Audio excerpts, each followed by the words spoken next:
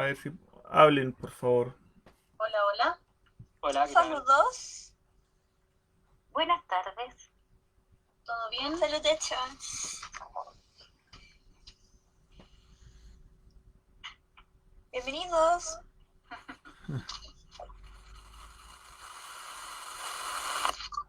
Muy buenas a todos, guapísimos. Lidia, estás con un sonido que puede ser el Brutal. micrófono contra tu ropa. Si no, lo más eficiente es que actives y desactives el micrófono cuando vayas a hablar. A ver, un saludo más, por favor. Buenas tardes. Hola, Hola, buenas tardes. hola. Buenas tardes. Buenas tardes a todos. No se escucha Lidia. No, porque está con el... Está muteada. Ya. Espero que Es que yo no los veo en este momento, estoy viendo solo el programa. Ya empecemos, sácalo y... Ustedes.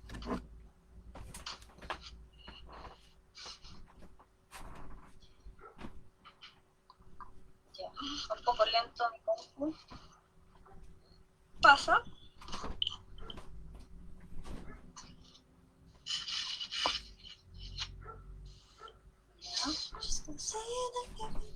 Ok.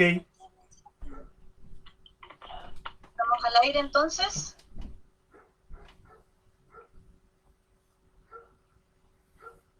Estamos al aire.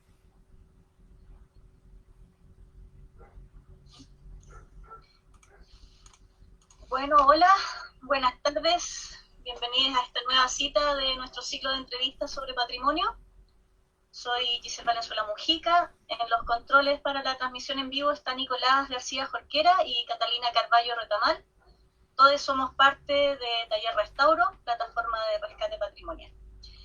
Hoy nos acompañan Malén Muñoz y Lidia Rivera del Liceo Javiera Carrera de Santiago y Rafael Olave Sangüesa del Liceo Enrique Molina Garmendia de Concepción.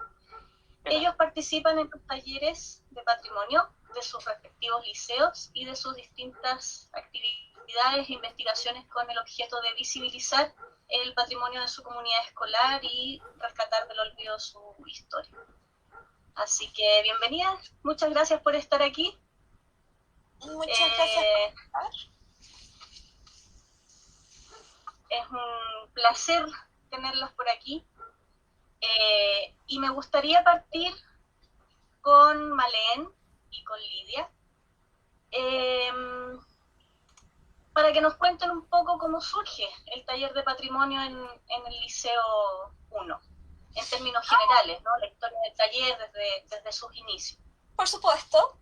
Bueno, todo comienza cuando el liceo cumple su centenario y 20º año, o sea, 120 años en el 2014.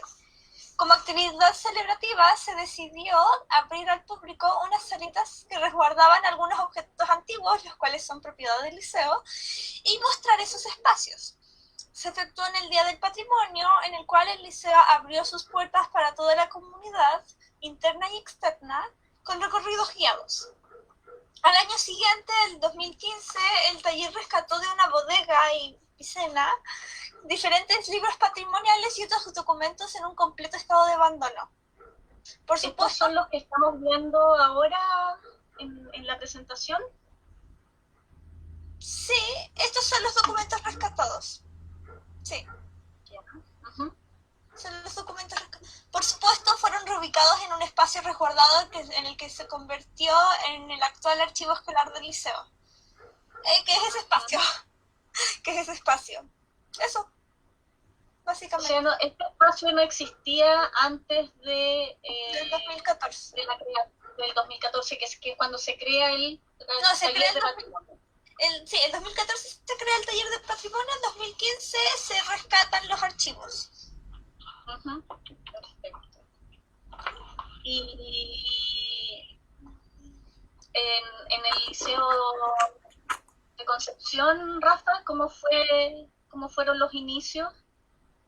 Es similar a lo que contaba la compañera. En 2005, una profesora que se llama Palmira Orrego se dio cuenta de que existían muchos archivos de que estaban dispersos. En verdad estaban en muchas, lo que son bodegas, de que actualmente es el antiguo internado del liceo.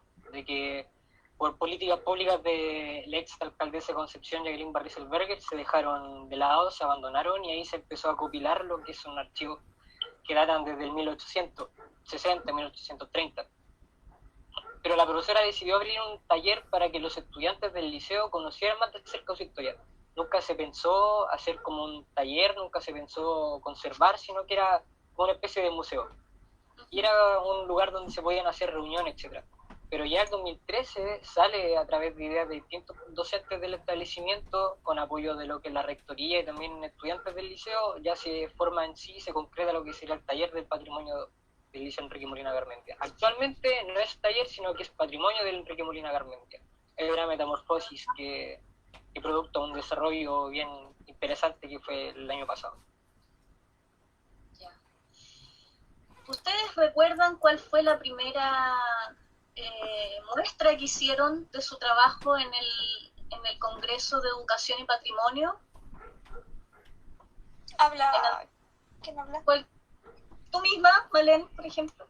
Ok, gracias. Bueno, eso ocurre en el año 2015, antes de que yo empezara en realidad. En la ciudad de La Serena ocurrió. O sea, desde el primer congreso que se hizo. Sí, es desde el primer congreso. Las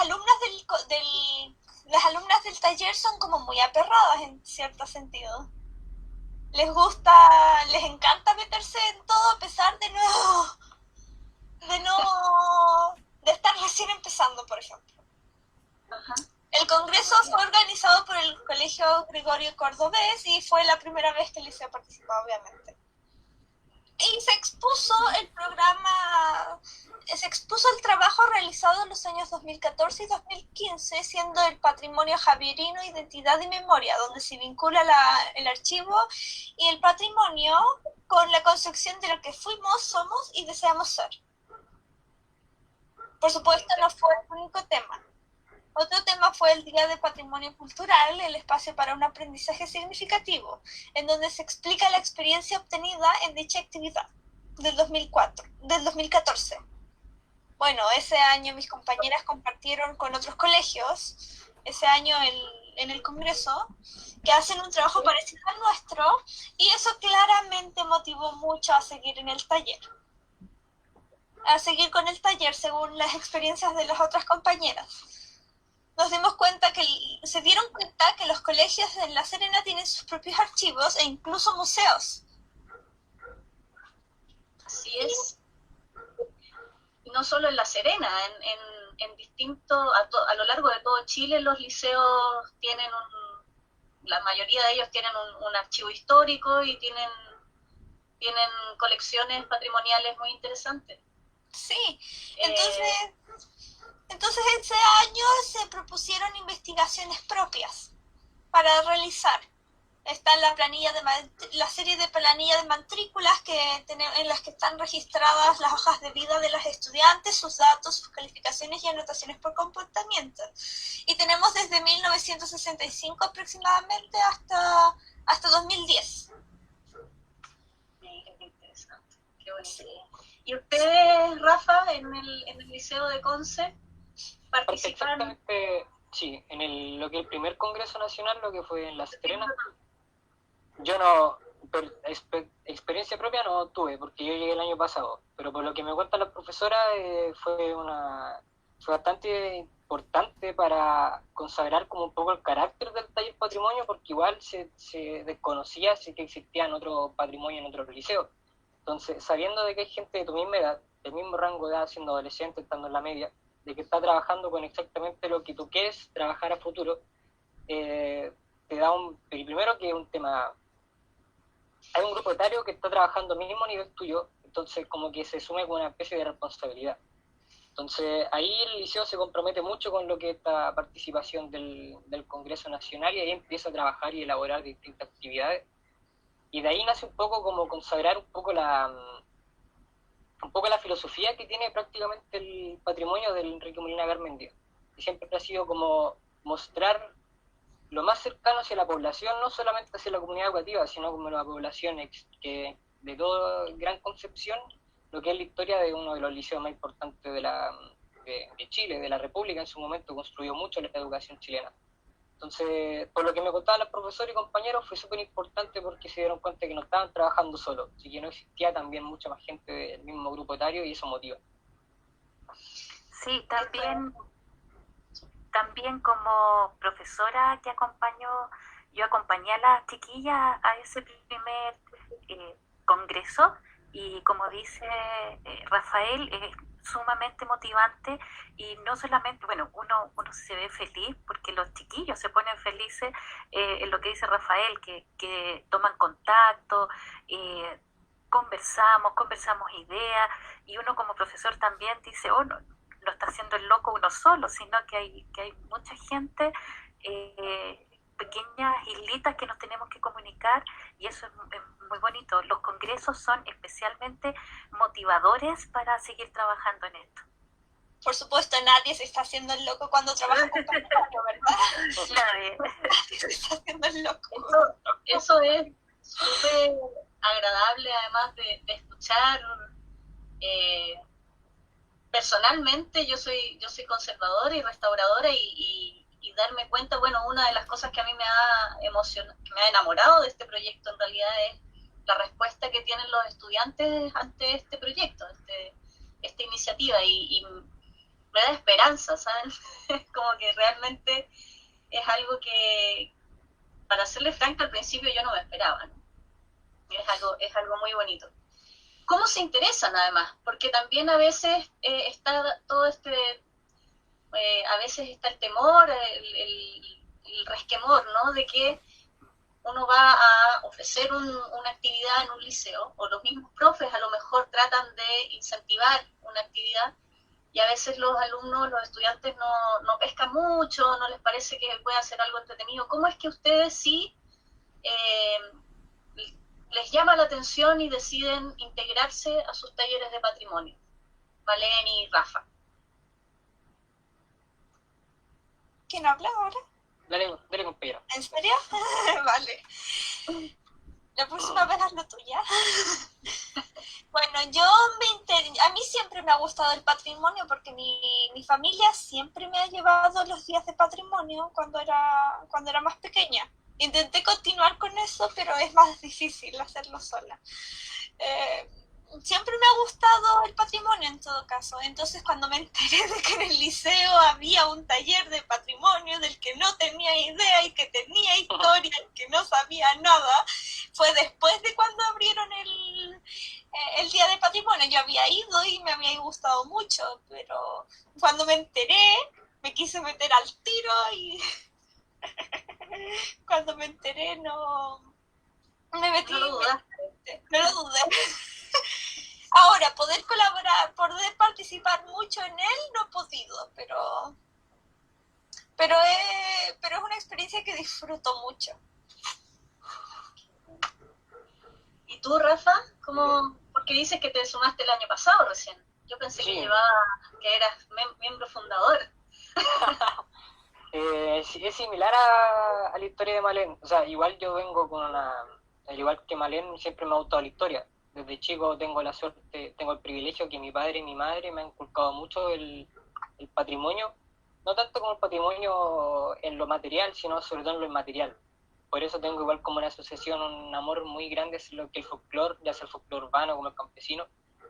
Y además tengo una historia propia de mi familia. Tengo un tatarabuelo que fue sargento segundo de la Covadonga, que participó en la guerra civil y que fue balmacedista y que por haber apoyado a Balmaceda se le quitaron todo el honor. Entonces yo me crié con mi papá, hacía los contactos con la armada, con el ejército para buscar información. Yo acompañaba a mi mamá a los mormones, donde estaban esas como fichitas que uno buscaba el acto de nacimiento, siendo caro chico, teniendo 6, 7 años. Y girando en torno a ese mundo de la historia. Entonces, yo ayer estaba conversando incluso con mi profesora de que durante toda mi vida me interesó mucho la historia, la arqueología, todos estos temas que tienen relación mucho a la conservación. Y llegué a Concepción el año pasado y me entero que hay un taller de patrimonio. Entonces fue como que toda la teoría que aprendí en la infancia y parte de mi adolescencia la puse en práctica en un taller que yo tampoco sabía que existía. Me habían dicho taller de patrimonio y yo súper inculto, yo dije, ¿qué onda un taller de lectura? ¿Por qué quieren que me meta ahí? Voy a gastar mi tarde ahí. Llegué y entré y veo un salón. Tú conoces el salón, entonces encuentro un salón y hay estímulos por todas partes y yo digo, ya no. Aquí tengo es como mi práctica prácticamente y por eso como que me intenté profesionalizar un poco en el taller de patrimonio, como que lo encontré casi como un trabajo. Era como, de aquí no salgo, claro. Era como un deber porque por primera vez me encontraba con un espacio que podía canalizar mi inquietud y por eso cuando estoy en el taller de patrimonio como que alimento mi niño interior, que todavía perdura ahí. Y así conocí el taller. Qué bacán. Hay algunos proyectos además que han surgido desde el taller de patrimonio, ya posteriores a los inicios que de alguna forma fomentaron los inicios en distintos liceos, los fomenta, me parece que el programa de archivos escolares de la Católica. Desde ahí salen estos talleres, bueno, se forman estos talleres y luego adquieren la autonomía necesaria como para empezar a desarrollar sus propios proyectos, cosa que es precisamente la parte más interesante de todo este proceso, ¿no? Y en el Liceo 1 se participó del Congreso de Estudiantes Humanistas de Chillán, y además hicieron también después una muestra en el Museo de la Educación sobre la Revolución Pingüina. ¿Qué nos pueden contar de esa experiencia? Me parece que de esas dos experiencias, me parece que son súper interesantes y que tal vez nos puedan compartir un poquito al respecto. Bueno, yo estuve en la planificación de la experiencia de la Revolución Pingüina, no alcancé a llegar cuando fue el Congreso en Chillán, ¿ok? Uh-huh. Fue muy divertida la planificación, fue muy divertida porque estábamos lanzando ideas así de la nada y de pronto dice, tomémonos en el museo. No me acuerdo quién lo dijo, pero literal, tomémonos el museo. Y lo hicieron. Sí, no, yo había metido la idea de poner las sillas, las mesas en la reja atrás, pero lo descartaron como demasiado, que era demasiado y que podrían creérselo. Muy simbólico, sí, ¿eh? Me gustó el concepto. Sí, fue muy divertida la planificación, fue muy divertida. No alcancé a llegar a la presentación en sí porque estuve muy ocupada ese día, pero fue muy divertida la planificación, fue muy esmerada, fue muy trabajólica. Pensamos en darle representabilidad a las mujeres también. Eso fue una cosa que motivó mucho. Darle representabilidad a las mujeres también. Sí, en esta muestra se basaron un poquito, se centró básicamente en una muestra fotográfica principalmente. Sí. ¿En qué consistió la muestra específicamente? Para los que no estuvimos ahí, yo me lo perdí. La muestra fue tanto de fotografías, la muestra fue la intervención de las vitrinas del museo con elementos propios del patrimonio del liceo. Entonces, donde, por ejemplo, se mostraban uniformes, nosotros quisimos poner nuestros uniformes, donde se colocaban otro tipo de imágenes, fotografías, nosotros quisimos poner nuestra fotografía y dándole un sentido, como dice muy bien Marlene, de destacar la educación pública femenina. ¿Ya? Y salimos hasta en el diario La Tercera, me acuerdo, porque expusimos las notas de Michelle Bachelet. Entonces, que Michelle Bachelet, claro, Michelle Bachelet es nuestra exalumna estrella, dentro de tantas, porque era el único en el liceo, imagínense. Entonces, expusimos sus notas, su cuaderno, ¿no es cierto?, su matrícula con nota, y también expusimos lo que dice muy bien Marlene con fotografías, lo que es la Revolución Pingüina, y nos tomamos el museo, pusimos un cartel y todo eso. Pero es una experiencia muy bonita. Yo les recomiendo a todos los talleres de patrimonio que se tomen los museos de sus regiones, de sus ciudades, y digan, mira, estamos presentes, nosotros tenemos un patrimonio que presentar. Sí. Yo les había preguntado, pero Malén me dice que no estuvo presente por el Congreso de Estudiantes Humanistas que se hizo en Chillán, Sí, que fue una muestra que estaba centrada en los 30 años de movimientos estudiantiles en Chile, entre el 86 y el 2006. ¿Tú estuviste en esa sí, en ahí esa yo también instancia? claro, ahí acompañé a las niñas y eso es bien bonito también. Yo creo que en general los talleres y el taller de Concepción, que si bien los chicos están un cierto tiempo en el taller, ya después salen de cuarto medio, se tienen que ir, y las investigaciones no se agotan. Y por dos cosas no se agotan. Una, porque seguimos encontrando documentos, porque como decía al principio, Malena y Rafael también están muy dispersos, hay un trabajo grande ahí que hacer. Y lo otro, porque cada generación le hace sus propias preguntas a los documentos. Cada generación tiene una mirada distinta en la fotografía. Entonces, cada generación también hace una nueva investigación y no se agotan nunca los temas. Entonces, es la revolución pingüina, es el movimiento estudiantil en dictadura, es que nos dimos cuenta, por ejemplo, nosotros en el Liceo 1 siempre nos creíamos muy revolucionarias y al principio, cuando el inicio del liceo era un liceo muy aristócrata, muy elitista, que no tiene nada de revolucionario. Entonces, darnos cuenta, tomar esos datos también es importante. Chillán es una muy buena plataforma de congresos donde también se reúnen de distintas ciudades y no en la capital, que eso es lo importante, que es en región. Perdón por interrumpir, pero hay un problema con la transmisión porque alguien no se puede conectar en mi casa. No, me parece que no. Sí, me dicen que está todo ok. Todo bien. Vale, lo siento. ¿Sí? No, pero es bueno estar atentos a que la transmisión esté arriba, porque si de repente nos largamos a hablar y se cae y no nos enteramos. Así que muchas gracias, Malén, por si acaso. Siempre es bueno estar atentos a eso. Sí. Bueno, retomando... ¿Puedo complementar un poquito lo que acaba de decir la profesora? Yo de verdad la felicito, porque es complicado encontrar profesoras que piensen de esa manera. Y las naturalezas de los liceos emblemáticos son tener un patrimonio político que forja el carácter de la ciudadanía actualmente. O sea, actualmente estamos evidenciando las instituciones públicas que conocemos se están desmoronando porque el año pasado en octubre se generó una presión social enorme, pero que fueron los secundarios las que partieron justamente en la Revolución Pingüina. Sin Revolución Pingüina no habría descuento del 10% ni todas las crisis institucionales que estamos experimentando hoy en día.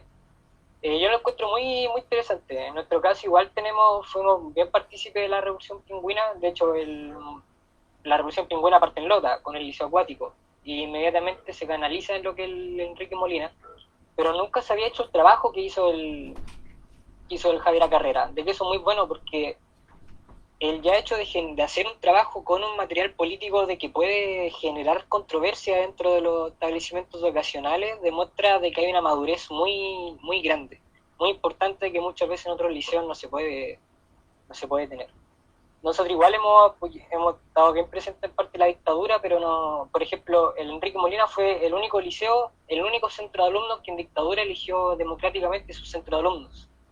Y en la década del 80 había un comité de derechos humanos en medio de dictadura, en pleno parte del liceo, pero nunca se ha trabajado como lo ha hecho el Javier Carrera. Y nada más que felicitar, me sorprende, de verdad, me llama mucho la atención y bacán de que hayan muchas mentes congeniadas para un solo objetivo y de que ese objetivo no haya como complicaciones de mostrarlo, ¿no? Porque es político.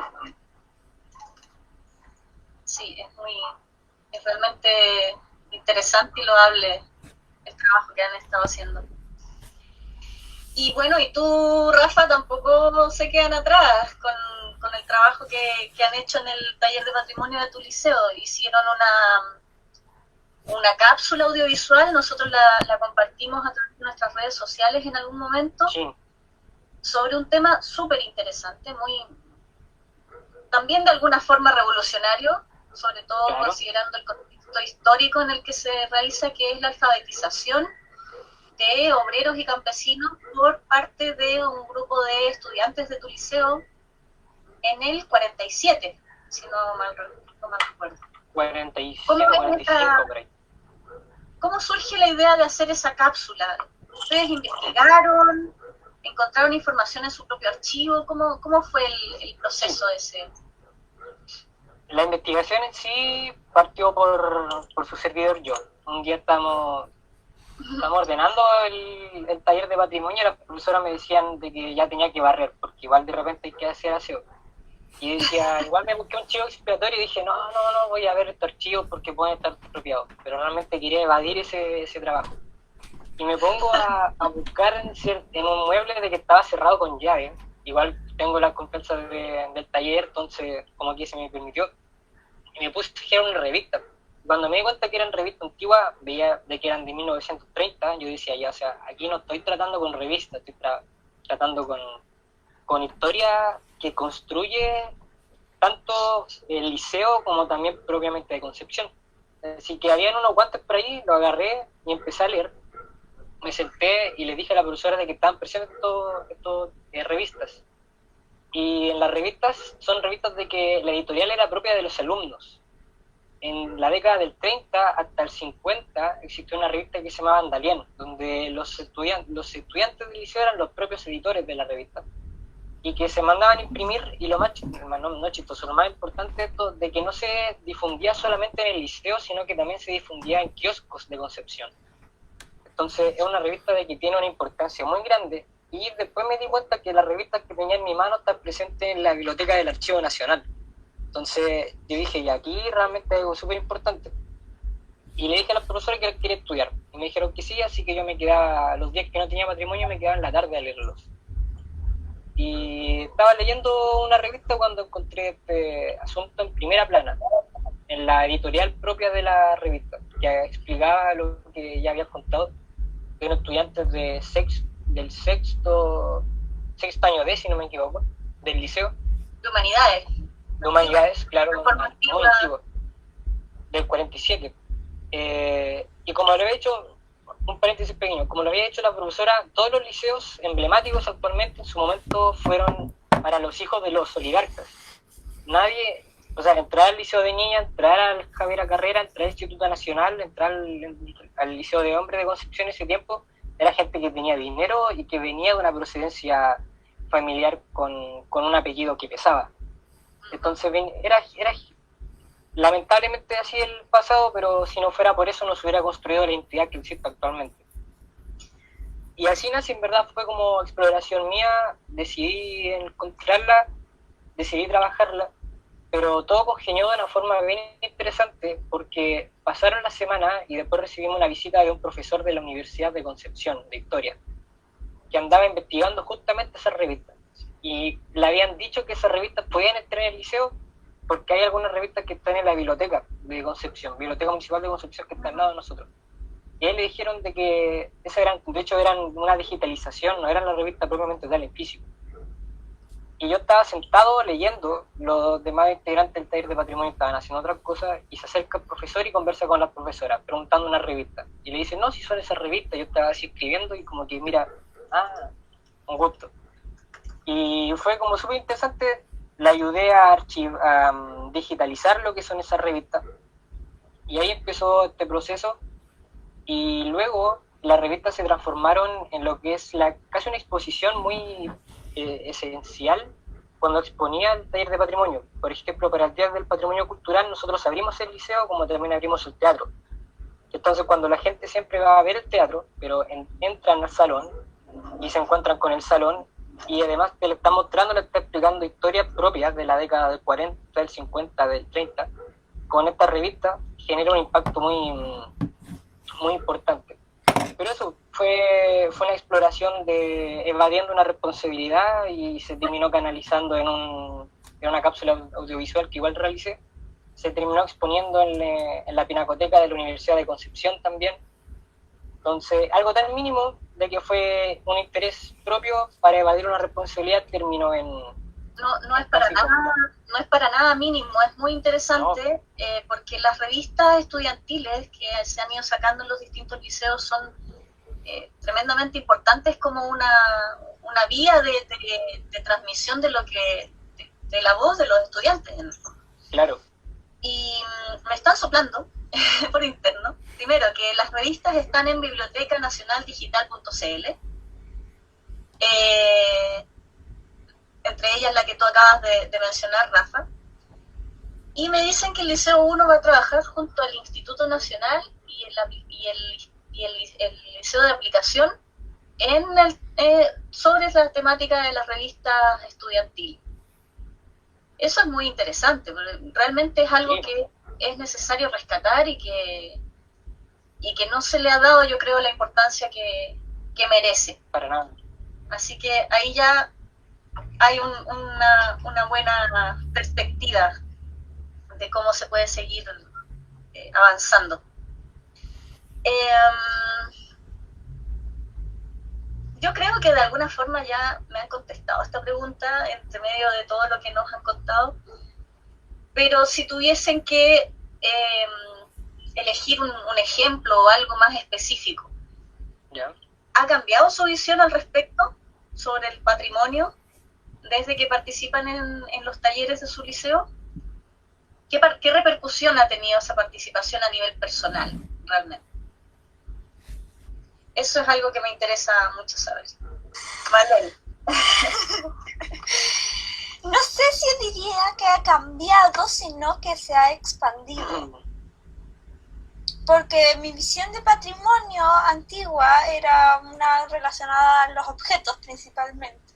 Pero actualmente involucra objetos, memorias, involucra muchas más cosas de las que involucraba antes. Y no solo por el taller de patrimonio, también por otras actividades que he estado, también relacionadas con la historia. Uh-huh. Pero patrimonio tiene una influencia en ese sentido. Se ha empleado entonces. Tú tuviste además unas palabras muy acertadas que a mí me llamaron mucho la atención en una reunión que tuvimos hace algún tiempo del PAE, porque dijiste, los papeles son papeles, lo importante aquí es la memoria. Eso lo dijiste tú. No me acuerdo, tengo mala memoria. Eso es algo que para un purista podría ser una cosa para rasgar vestiduras porque andan buscando proteger los objetos más allá de su significado, ¿no? Yo creo que es importante proteger los objetos porque los objetos son los que generan el significado, pero si uno tiene los objetos y no los prestan atención. Voy a contar algo súper triste que ocurrió y que estuvimos discutiendo hace un tiempo para practicar aquí, ¿ya? Uh-huh. El Liceo 1 se ha renovado muchas veces, ¿ok? Uh-huh. Se ha renovado. Destruyeron la casa de la directora para crear un estacionamiento. Y para reformarlo y añadir en espacio, botaron un edificio. Imagínense cuántos objetos y cuántos archivos se deben haber perdido ahí. Claro. Imagínense. La memoria, hicieron archivos de antes de 1800, a lo mejor no estoy segura de cuándo era ese edificio, pero eran archivos relacionados con ese edificio, con ese periodo de tiempo. Entonces, y uno no tenía la memoria ahí, por lo que no podía proteger lo que quedaba. Nosotros tenemos actualmente la memoria que nos permite proteger los objetos, pero de ese periodo se perdió. ¿Quién sabe qué se perdió? Claro. Súper triste. Es un tema, claro, es triste, pero es un tema también que de alguna forma pone el dedo en la llaga, ¿no? Es como, ¿qué es realmente lo importante de rescatar los objetos? Es precisamente acceder a la memoria que ellos... Sí. Claro. Y eso es algo muy, muy importante. Están súper entrelazadas esas dos cosas. Están absolutamente enlazados y es muy importante que las nuevas generaciones lo vayan entendiendo así, que cuando se habla de patrimonio no se habla del objeto en sí, se habla de su significado y de la información que nos entrega acerca de la historia. Y los significados cambian. Y los significados cambian. ¿cierto? Y se nos confiere la gente, además, también. Entonces eso... Además, los objetos dan verdades. Los objetos dan verdades. Hay una frase súper genial de una de las profesoras que me dio, que la profe Cata, voy a mencionarla, voy a darle créditos. Creo que está siguiendo la entrevista en este momento. Sí, profe Cata, saludos. Que me dijo cuando también estaba preparando la entrevista, que ella comentó, antes que uno de los mitos y falsedades del liceo es que antes las alumnas eran más inteligentes. Bueno, se han revisado los archivos y se ha encontrado de que no tanto así. O sea, antes los alumnos se portaban bien y no eran tan metidas. Bueno, se ha encontrado en los archivos, se ha revisado en las revistas y se ha encontrado de que no era así. Así que los archivos generan verdades también, o quitan mitos. Derriban mitos, exactamente. Derriban mitos. Rafa, para ti, ¿cómo ha sido el tema? Más allá de los proyectos o intereses que han surgido específicos, ¿cómo ha sido para ti participar del taller? ¿Qué repercusión personal ha tenido? Antes sí voy a complementar un poco con lo que acaba de decir la compañera, que encuentro que es muy certero.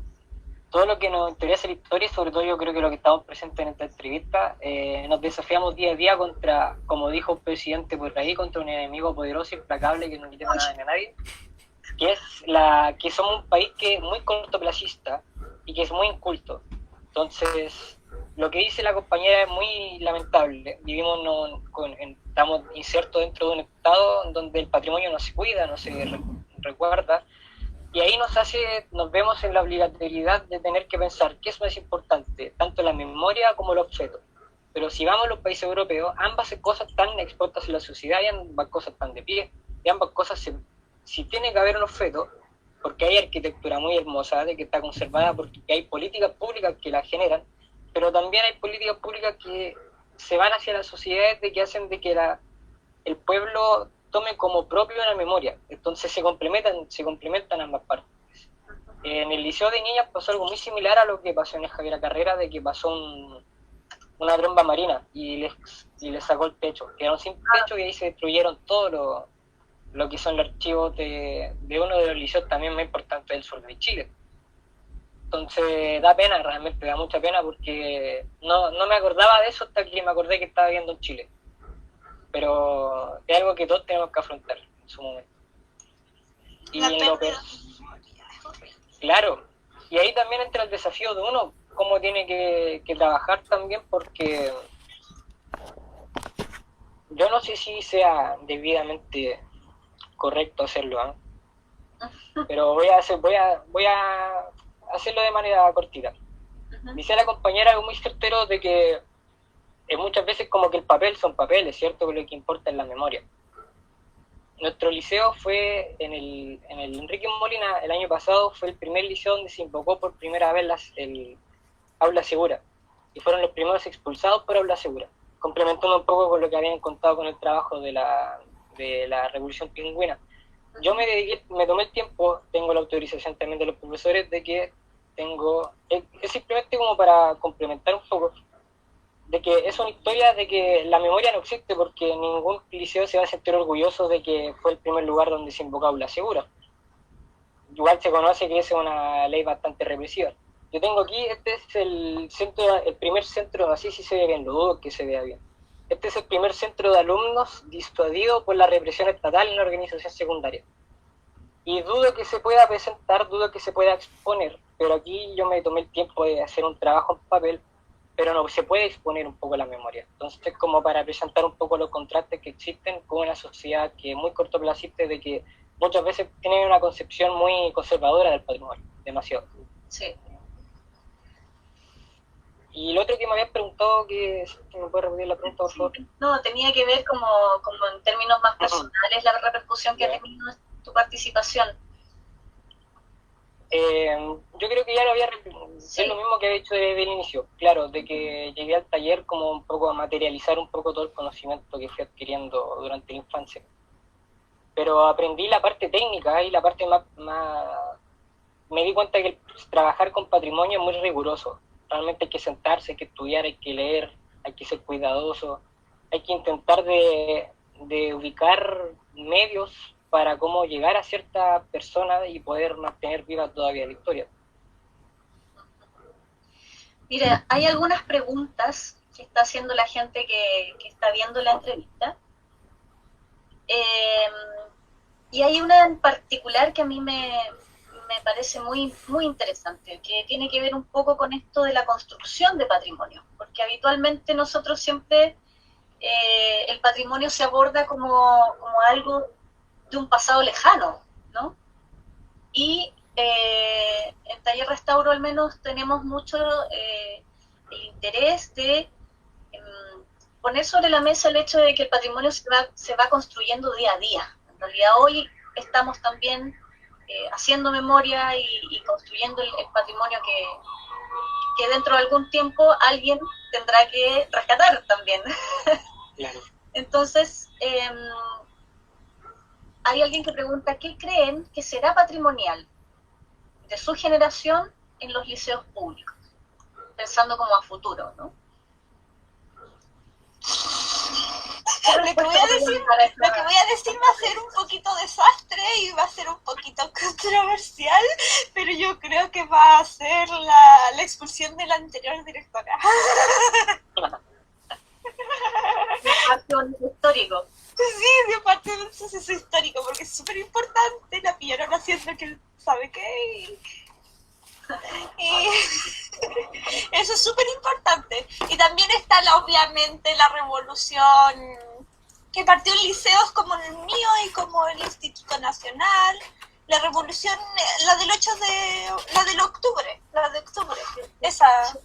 esa también podría quedar en la historia, porque es importante, es súper importante. Primero comenzó con estudiantes saltándose los torniquetes y exigiendo, y estaban peleando por otras personas. Tengo una teoría súper interesante de por qué sucedió eso, pero una hipótesis, pero yo creo que esos son momentos súper importantes en la historia del liceo en sí y del país en general. Lo de la directora no, pero lo del país, o sea, en el país, pero lo de la revolución sí. Eso. ¿Rafa? Yo creo que sí, lo mismo. A veces pienso como intentar buscar algo no tan politizado, pero fuimos parte de la construcción de octubre. Como dice la compañera, fueron los cabros del Instituto Nacional los que partieron haciendo esta evasión masiva durante una semana. Después llegó un viernes, la gente se aguanta y se estaba evadiendo metro, todo explotó. Voy a intentar de compartir una foto. Voy a intentar. Mientras Rafael intenta, también Sí, por favor. yo creo que las expresiones hoy día de las estudiantes, sobre todo el movimiento feminista, va a ser algo interesante después de, con los años, mirarlo, y lo que nos pasa, las chiquillas se sienten así como sumamente revolucionarias, sumamente así haciendo un aporte a esta historia, y cuando vamos a los archivos también vemos que hubo otras niñas que con la misma valentía que ella también hicieron un aporte en su momento. Entonces eso también es bonito de saber que hay un camino recorrido, no que están inventando ahí la revolución, sino que hay un camino recorrido, y tomar conciencia de eso también nos hace ser más responsables con lo que se hace, con lo que estamos construyendo.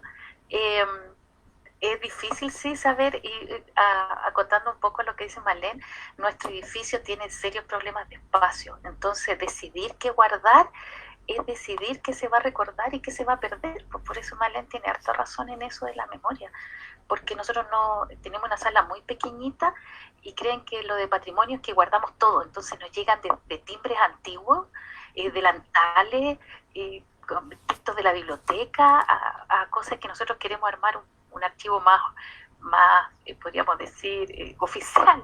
Entonces, decidir qué no vamos a dejar es decidir en el fondo qué se va a perder en el tiempo, porque el resto va, como dice la misma Malena, a la basura.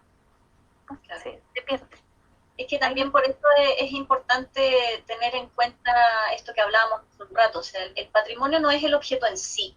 El objeto en sí tiene una información y está muy bien y es necesario rescatarlo para poder entender ciertas cosas, ¿no? Y rescatar esa memoria. Pero claro, se tiene esta idea de que patrimonio es todo lo que se encuentra antiguo por ahí, el timbre, el esto, el otro, a veces no se puede. Rafa está buscando ahí algo para mostrarnos. Decías hace un ratito la importancia también de la relevancia de los secundarios como actores en esta revolución de octubre que se inició el año pasado. Citas al Instituto Nacional, Claro. pero en realidad es algo que se vio con mucha fuerza también desde los liceos femeninos y desde los liceos mixtos, las chicas que salieron en su minuto a tomarse las estaciones de metro y a saltar los torniquetes, son compañeras que merecen el reconocimiento y merecerán también estar en ese rescate futuro del patrimonio escolar.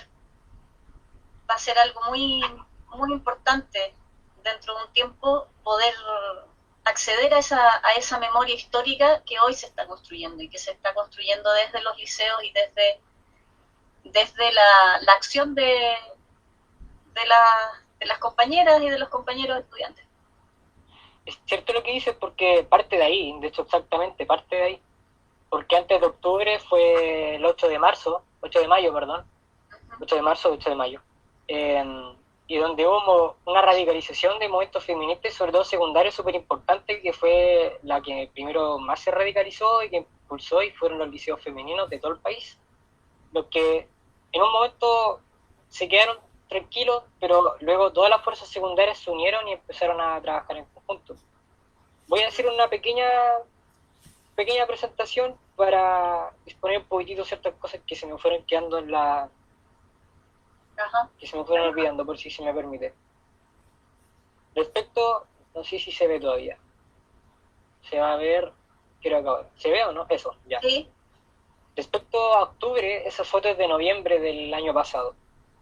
En octubre no tuvimos clases, pero volvimos en noviembre y las protestas se reactivaron gracias a nuestro liceo y tuvo la capacidad de congeniar muchos liceos.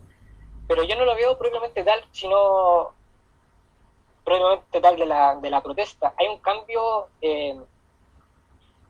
cultural dentro de nuestra generación de que nosotros adquirimos y que nosotros como que casi vemos la obligación de compartirlo con las demás personas y darnos cuenta compartir de que el sistema evidentemente está muy mal, pero retomando un poco, eso es parte del patrimonio porque es un patrimonio inmaterial, porque ahora tengo una foto, pero el hecho de que un liceo haya salido a protestar y haya generado una resistencia con las fuerzas de represión es súper importante.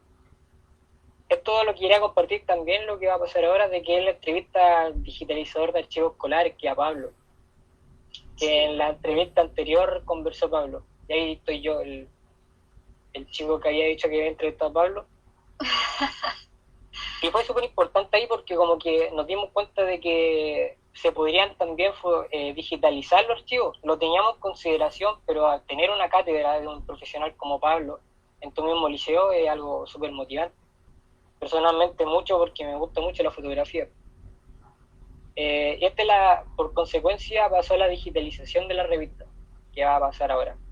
Estas son las revistas de que estaba digitalizando y que fueron pedidas por la Facultad de Historia de la Universidad de Concepción. Uh-huh. Y esto fue la exposición de la Pinacoteca, con las mismas revistas. Eso era lo que tenía como en...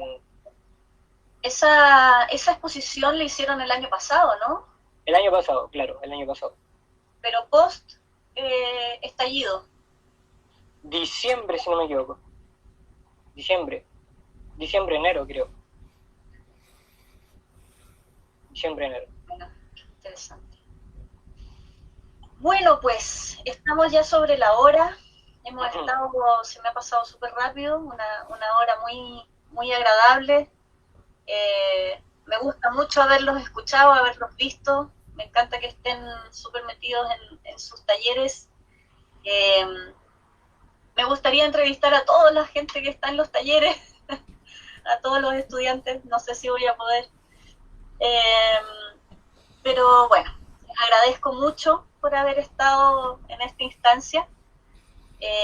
Sin duda queda mucho aún por hacer en el camino de la institucionalización de los archivos escolares, ¿no? Que es un poco lo que nos gustaría llegar a lograr en algún momento, como sucede con la educación pública en general, digamos.